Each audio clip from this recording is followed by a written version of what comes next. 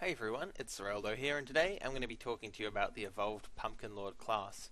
Now, this class is a seasonal rare, meaning it comes back every sort of Halloween season. It's quite a nice class to have designed. I was the designer for this one. This is the 11th class I've dealt with, or been in charge of, I suppose. When Adventure Quest Worlds came out in 2008, in October, Halloween was quite close behind that, and so Halloween was released, and there was a Pumpkin Lord class. However, it had the exact same skills as Warrior, and as someone who had played Dragon Fable, where Pumpkin Lord had its own individual skills, I'd hoped that one day it would get its own moves. I didn't think that 7 years later I'd be the person to give it its own moves, so that was quite an honor and quite exciting. I was actually sick, a bit ill, when I came up with the design for this, and I'll talk about that when I actually talk about the moves, but for now I'll show you how to get it. Just bear in mind this class is member only unless you pay for it with adventure coins, in which case you can use it as a non-member, but you have to pay in some way to get this class. So here's two of the ways to get the class. You can join cruxship if the Halloween event is still around, and you can either go here and you can go mogloween shop, click on the class, and there you go, you've got your 2000 adventure coin version. The art was done by Dage the Evil, and he has done an outstanding job. It looks absolutely amazing, so enjoy that. 2000 adventure coins, or you can merge it, and you've got to be a member to do this, but you go here and you need 500 of the glowing pumpkin seed. This could take a while. There's a quest here just down the bottom. Kill about 6 enemies and get a glowing pumpkin seed. So as you can see, it takes a while. However, if you are a member, you can join mogloween and farm the pumpkin boss, whose name escapes me. Oh cool, music.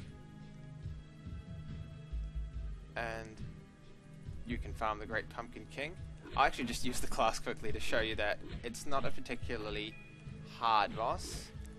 You can kill him quite quickly, I find. So if you're soloing him, you'll have no trouble, but it'll be a lot faster in a group. But if you're a member, get it from here, or the merge. Yep, so that's basically how you get it. So for enhancements, what you're going to want probably is full luck.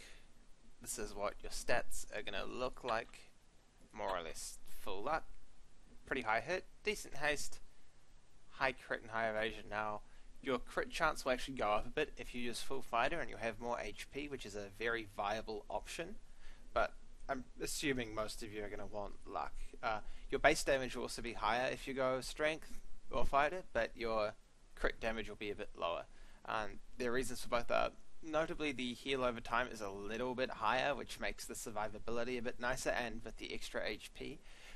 That's something to keep in mind, since Explosive Pumpkins actually uses 10% of your HP rather than MP to attack. So you've got that, but you've also got your two passives. Damage increased by 10% and haste increased by 10%. So those are quite nice. And you've also got a rank 10 passive, which increases your critical hit chance and your critical damage by 7% each. So that's quite nice. For your actual or enhancements yourself, you'll probably want to just consider Spiral Carve or Health Vamp. Spiral Carve obviously for more damage, and Health Vamp for increasing the survivability and your health, so that you can use your final move a bit more often. So just before I get started, a bit of a disclaimer. I'm using these weapons here, which do static damage, 275 to 275. You will see basically the exact average of the damage that can be dealt. If you use an unstable weapon, you can do way higher damage, but also way lower. So this is just an average for the sake of giving you a rough idea of what to expect.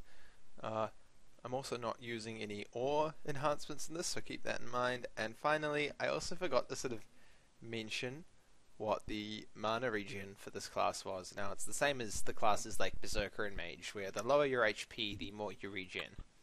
So I'll get started now. Just be aware there's actually nothing special about the auto attack.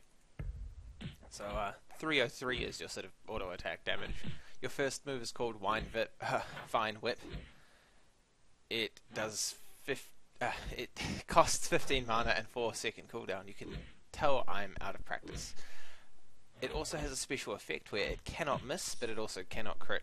Now, if you look at the damage there, it was 482 compared to a 303 non-crit.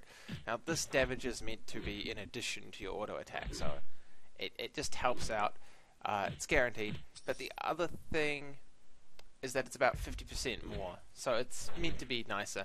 Now, 4-second cooldown means you can use this quite often, but with the haste this class has, you'll probably be able to use it more like every 3 seconds. Your second move, Siphon, costs 25 mana and has a 12-second cooldown. It's fully loopable, meaning you can just use it and keep on gaining from that healing effect. See, that was much quicker than the 12 seconds. This is because this move also adds 20% haste, which means all your moves, their cooldown goes by significantly faster.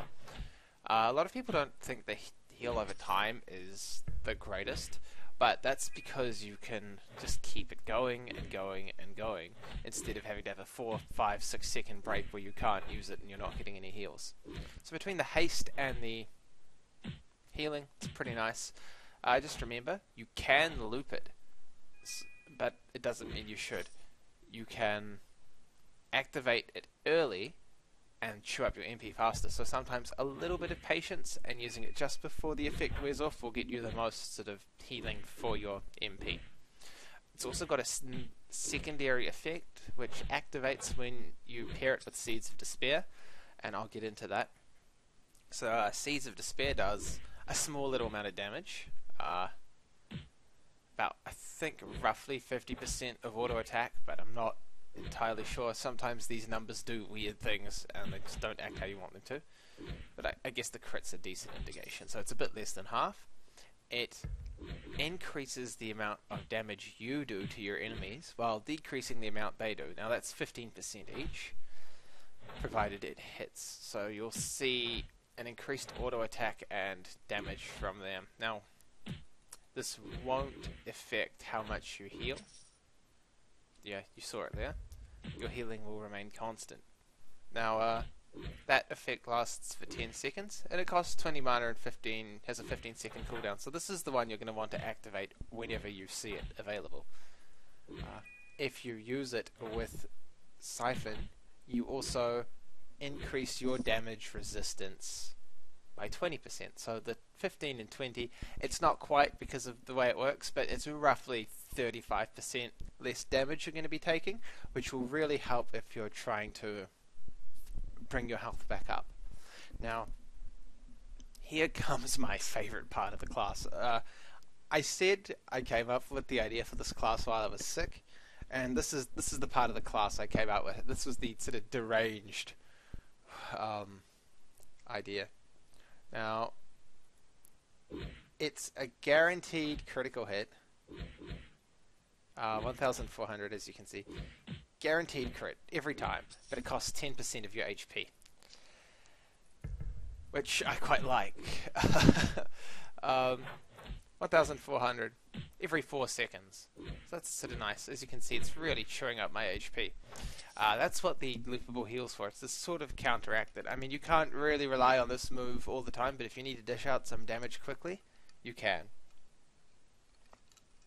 So, that's quite nice. What you've got to remember is that you actually do 15% extra damage if you have this move active. So let's do that.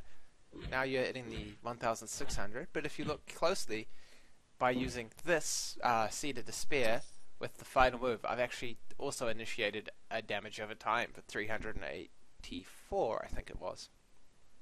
So basically this move, it's do you want to play defensively or offensively?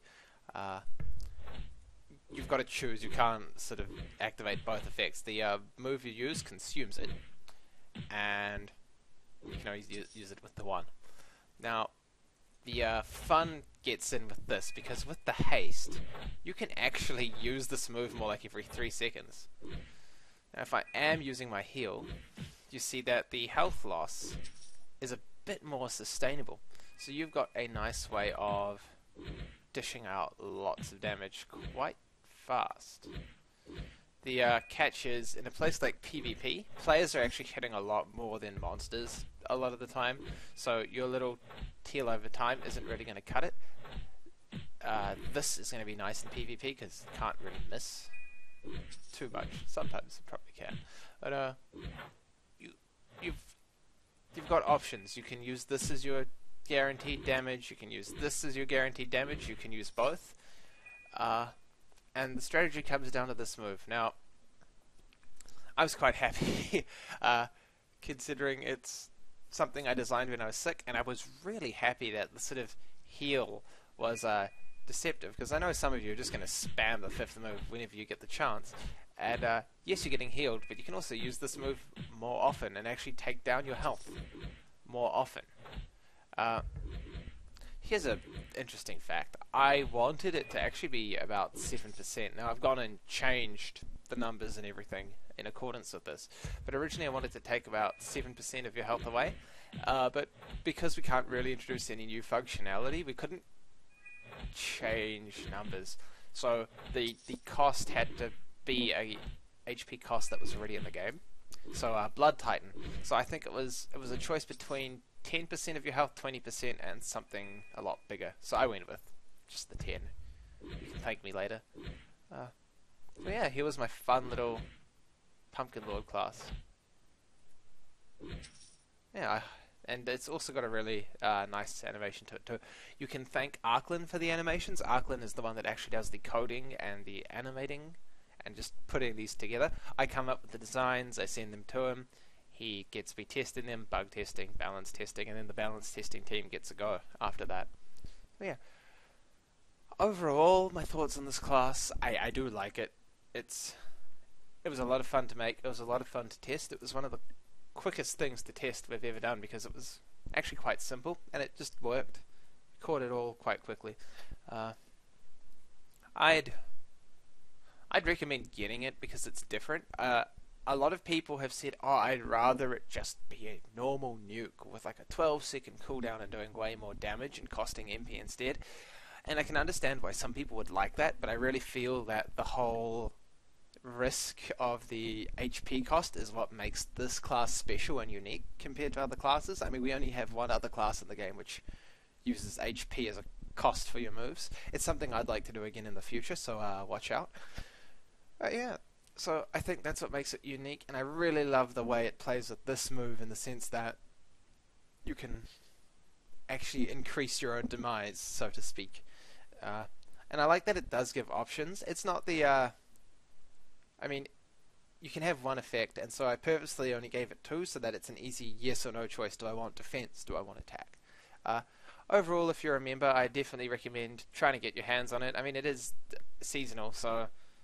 you can always get it next year. It's not leaving the game permanently, just for a year. If you're a non-member and you want to spend your ACs on it, it might be worth it, might not.